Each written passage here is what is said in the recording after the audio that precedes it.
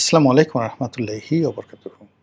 সম্মানিত দর্শক, আজকে ভিডিওটি করছি শুক্রবার দিন। আজকের দিনই আমাদের রাষ্ট্রপতি জনাব শাহাবুদ্দিন চুপ্পু তিনি পদত্যাগ করেছেন। প্রচণ্ড শারীরিক অসুস্থতা এবং তিনি যা লিখেছেন তার পদত্যাগপত্রে, সেই অসুস্থতার যে লক্ষণ সেটা হলো যে তিনি নিউরোলজিক্যাল প্রবলেমে ক্ষণেকের তরে খুব অল্প সময়ের জন্য তিনি অচেতন হয়ে যান। তিনি বুঝতে পারেন না তিনি কি বলছেন, কি শুনছেন, কি দেখছেন। তো কাজেই তার এই ধরনের যে অসুস্থতা, শারীরিক, মানসিক, এটি রাষ্ট্রপতির মতো একটি গুরুত্বপূর্ণ এবং মহান দায়িত্ব পালন করার জন্য উপযুক্ত নয় এবং নিরাপদ নয়। এই কথা বলে তিনি পদত্যাগপত্র স্বাক্ষর করেছেন। তো আমি যে শিরোনামটি আজকের এখানে উল্লেখ করেছি, সেই শিরোনামটি আমি সাধারণত যেটি কাজ করি যে যখন আমি একটা কোনো ভিডিও তৈরি করি তার ২ দিন ৩ দিন আগে অনেক সময় শিরোনাম তৈরি করি। সাধারণত কারেন্ট অ্যাফেয়ার্স নিয়ে একেবারে আজকের ঘটনা বা এই মুহূর্তের ঘটনা নিয়ে আমি সাধারণত ভিডিও করি না। আমার ভিডিওর যে কনটেক্সটগুলো থাকে তা সাধারণত অনেকটা এডিটোরিয়াল কায়দায়। যে যেকোনো একটা বিষয় ইন ডিটেইলস, এটার ইতিবাচক কী হতে পারে, নেতিবাচক কী হতে পারে, এটার বৈজ্ঞানিক ব্যাখ্যা কী হতে পারে, এটার ম্যাথমেটিক্যাল টার্মস কী হতে পারে, ইত্যাদি ইত্যাদি বিষয়গুলো আমি যতটুকু জানি রাজনীতি, সেটা আপনাদের কাছে বলি। অনেকের ভালো লাগে, অনেকের হয়তো ভালো লাগে না। তো সেদিক থেকে আসলে আমি গত বুধবার দিন সকালবেলা আজকের এই শিরোনামটি তৈরি করেছিলাম। তো বুধবার গেল, বৃহস্পতিবার গেল এবং শুক্রবার আজকে এই রাষ্ট্রপতির পদত্যাগের মতো ঘটনা ঘটল। রাষ্ট্রপতির যখন পদত্যাগ হলেন ঠিক সেই সময়টাতে ঢাকাতে রথযাত্রা হচ্ছিল। রথ হলো হিন্দুদের একটি উৎসব। সেই উৎসবের যাত্রা হচ্ছিল এবং সেটি তোপখানা রোড প্রেস ক্লাবের সামনে দিয়ে সেটা সম্ভবত জয়কালী মন্দিরের দিকে যাচ্ছিল। তো সেই সময়টিতে জনৈক ভদ্রমহিলা তিনি নাকি একটা কি সন্দেহজনক বিষয় দেখেছেন এবং পরবর্তীতে দেখা গেল যে সেখানে টাইম বোমা পোতা রয়েছে এবং সেই টাইম বোমাগুলো আবার খবর পেয়ে যথাযথ কর্তৃপক্ষ এসে সেগুলোকে উদ্ধার করেছিলেন। এই হলো শুক্রবারের ঘটনা। তো এই বিষয়গুলো যে ঘটে যাচ্ছে বা ঘটবে, এটা বুধবার দিন বা তারও অনেক আগের থেকেই অনেকে কিন্তু অনেক মানুষ বলার চেষ্টা করছে। আমি আমার ক্ষুদ্র বুদ্ধিতে সবসময় যেটা বলে আসছি যে আমাদের রাজনীতিতে জুলাই মাসটি আসলে ভালো মাস না। আর জুলাই মাসের পরে আগস্ট মাস আরও খারাপ। আর সেপ্টেম্বর মাসে এই জুলাই এবং আগস্টে যা কিছু ঘটে এটা সেপ্টেম্বর মাসে এসে পূর্ণতা পায়। তো এই কারণে হয় কি যে যারা রাজনীতি করেন, রাজনীতির জন্য এই জুলাই মাসটি একেবারে আপনি যদি গত ১০০ বছরের জুলাই মাস, প্রতি বছর জুলাই মাস আপনি বিচার করেন, বিশ্লেষণ করেন, এখানে বন্যা থাকবে, ঝড়, বৃষ্টি, প্রাকৃতিক দুর্যোগ এগুলোর কথা আমি বলছি না। আমি বলছি যে এরকম রাজনৈতিক বিপর্যয় আপনি যদি গত ১০০ বছর বিবেচনা করেন, গত ১ বছর করেন, গত ৫ বছর করেন, আপনি জুলাই এবং আগস্টে ঘিরে কিছু না কিছু দেখতে পাবেন। তো এই জিনিসগুলো কেন ঘটে? এই বিষয়গুলো আসলে বুধবার দিন আমার হঠাৎ করে মনে হলো।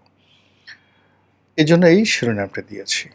শিরোনামটা হলো যে আমাদের যে পৃথিবী, এই পৃথিবী যে চলছে এটার একটা ক্ষমতার বহর আছে। এটার একটা ক্ষমতার কেন্দ্র আছে। এবং এই পৃথিবীর যা কিছু হচ্ছে তার ৯৯% প্রাকৃতিক। আমরা যারা মানুষ, আমাদের ক্ষমতা খুবই সীমিত, জ্ঞান আরও সীমিত। পৃথিবী যেভাবে তার অক্ষের বাইরে যেতে পারে না, তার কক্ষপথের বাইরে যেতে পারে না, পৃথিবীর যে সীমাবদ্ধতা রয়েছে, পৃথিবীর সঙ্গে চাঁদের দূরত্ব, পৃথিবীর সঙ্গে সূর্যের দূরত্ব এবং অন্যান্য এই যে সৌরজগতের অন্যান্য গ্রহের যে দূরত্ব, তার সঙ্গে জোয়ার হয়, ভাটা হয়, ফসল হয়, ফলাদি হয়, মানুষের বিয়ে হয়, শাদী হয়, জন্ম হয়, মৃত্যু হয়। এবং এই বিষয়গুলো লক্ষ লক্ষ বছর ধরে মানুষ এগুলো নিয়ে গবেষণা করে আসছে। আমরা যে সকল ইতিহাসের সেই বিখ্যাত ধর্মগ্রন্থ বলেন, ইতিহাস গ্রন্থ, মহাকাব্য যা কিছু পাই, প্রায় সব জায়গাতেই এই জ্যোতির্বিজ্ঞানগুলো সামনে চলে আসে। আপনি গিয়ে দেখবেন যে গ্রিসে মহামতি সক্রেটিস মূলত যে কথাগুলো বলেছেন, আপনি মুহাম্মদ রাসূলুল্লাহ সাল্লাল্লাহু আলাইহি ওয়াসাল্লামের কথাগুলোর মধ্যে খুব বেশি পার্থক্য পাবেন না। আবার পারস্য কিংবা ব্যাবিলন, এখানে যে ধর্মগুলো আজ থেকে ৪,০০০ বছর আগে, ৫,০০০ বছর আগে যে ধর্মগুলো এখানে প্রচলিত ছিল, সেই ধর্মের যে মোদ্দা কথা বা মূল কথা, তার সঙ্গে ভারতবর্ষের যে সনাতনী ধর্ম, সেই ধর্মের মোদ্দা কথার আপনি কোনো অমিল পাবেন না। যে কথা সক্রেটিস বলেছেন, সে কথা মাওলানা জালালউদ্দিন রুমি বলেছেন। মাওলানা জালালউদ্দিন রুমি যে কথা বলেছেন, আপনার চীনের কনফুসিয়াস প্রায় একই কথা বলেছেন। তো এই জিনিসগুলো কিভাবে ইন্টারঅ্যাক্ট হয়? তারা তো কেউ কারো লেখা কখনো পড়েননি, হয়তো কেউ কাউকে চিনতেন না। এখন সক্রেটিস যে সময়টিতে এই কথাগুলো বলেছেন, তার কত বছর পরে ৫৭০ খ্রিস্টাব্দে পৃথিবীতে এলেন, অর্থাৎ প্রায় ৯০০ বছর পরে মুহাম্মদ রাসূলুল্লাহ সাল্লাল্লাহু আলাইহি ওয়াসাল্লাম এলেন। তো তিনি সক্রেটিসের কথাগুলো কিভাবে বললেন? এমনকি কোরআন সেই কথাগুলো কিভাবে ন্যারেট করল? ইট মিনস এই জগতে প্রকৃতি বলতে কিছু একটা জিনিস আছে। ইউনিভার্স বলতে যেটা আমরা দেখি, তার পেছনে একজন নিয়ন্ত্রক রয়েছেন, কর্তা রয়েছেন। সেই কর্তার একটা সিস্টেম আছে এবং কর্তা নিজে নিয়ম মানেন এবং তিনি অঙ্কের মাধ্যমে বুঝিয়ে দেন। আচ্ছা বলেন তো, একটা বড় গ্রহ, সেই গ্রহটার নাম বৃহস্পতি কেন হলো বাংলাদেশে? বৃহস্পতিকে কেন সৌভাগ্য বলা হয়? একটা গ্রহ আছে শনি, কেন এটাকে অমঙ্গল, অকল্যাণ?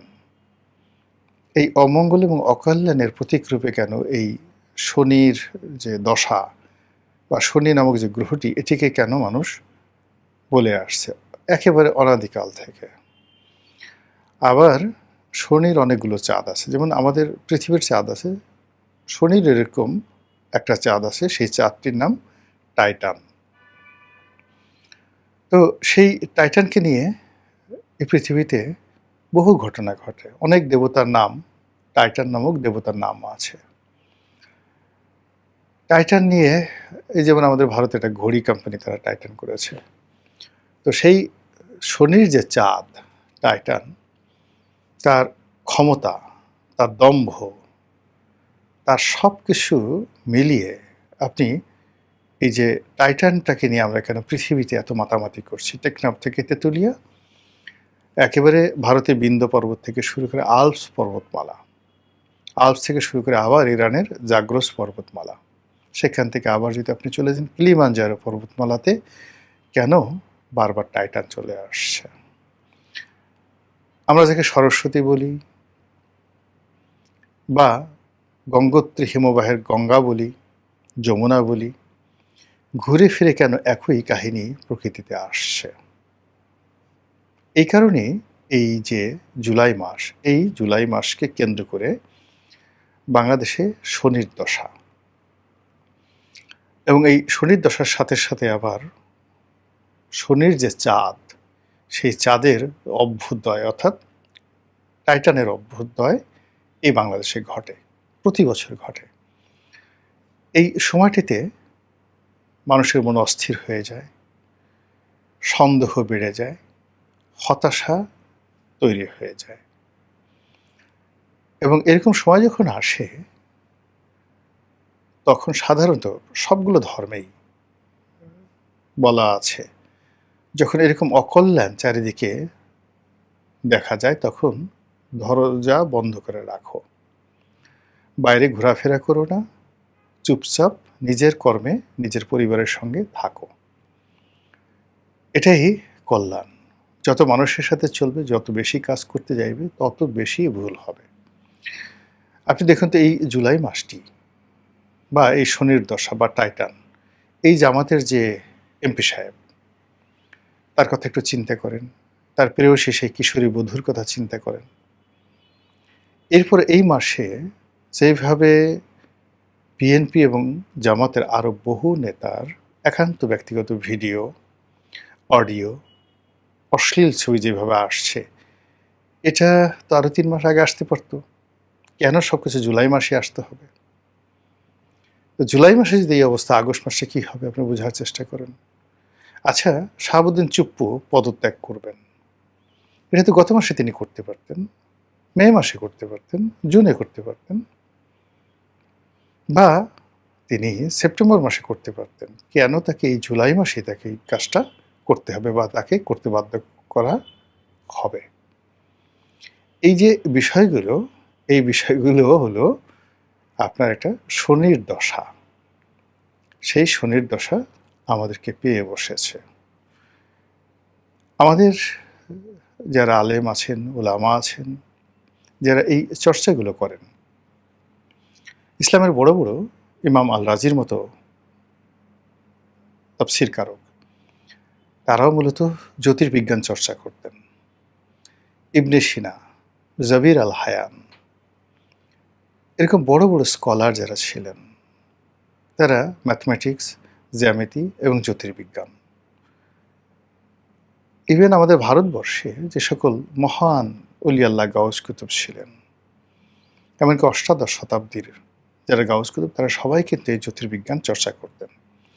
কিন্তু দুর্ভাগ্যজনক হলো সত্যি আমাদের দেশের এখন যারা সব ধর্মেরই, যারা যাকে বলা হয় ধর্মগুরু, তারা বিবাদ করেন, বিসংবাদ করেন, ইতিহাস বলেন, কাহিনী বলেন, তাদের ধর্মগ্রন্থ থেকে বিভিন্ন উদ্ধৃতি বলেন, কিন্তু এগুলোর সাথে যে গ্রহ, নক্ষত্র, জ্যোতির্বিজ্ঞান, অঙ্কশাস্ত্রের, বিজ্ঞানের যে একটা সংযোগ রয়েছে, সেই দিক